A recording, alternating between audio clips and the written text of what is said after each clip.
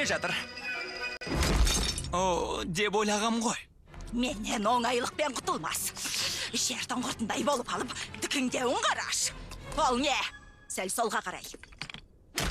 Менің кім екенімді білмей ме? Әлде кесінде менің қолымда өскенін ұмытып қалды ма? Оған жақсы тәрбие бергенсіз ғой. Я, Кусконың мүсіндерін талқандап, бар ашуыңызды шығарып алыңыз.